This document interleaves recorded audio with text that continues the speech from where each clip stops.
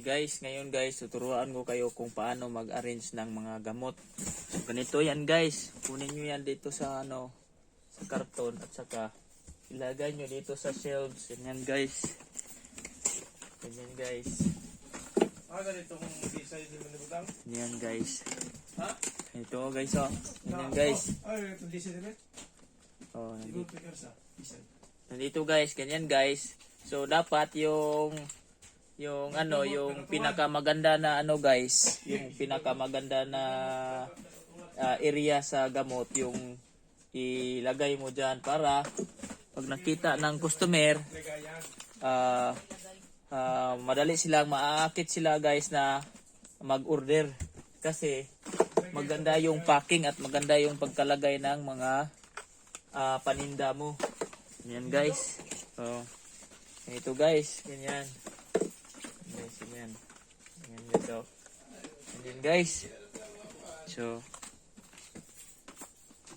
ayan na. Simple lang ang trabaho na to guys. No? Simple lang. Yan lang guys. Lagay nyo dito para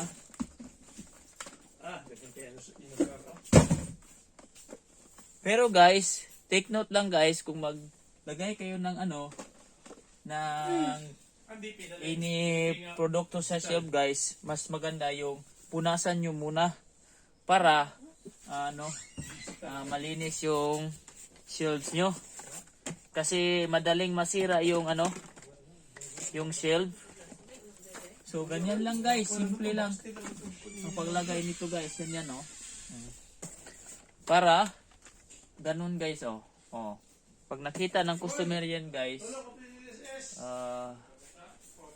parang guys, nagagandahan sila sa sa packaging ng gamot mo or anong produkto mo na inilagay mo dito sa shelves. So pag may mag-order, so madali lang kunin, no?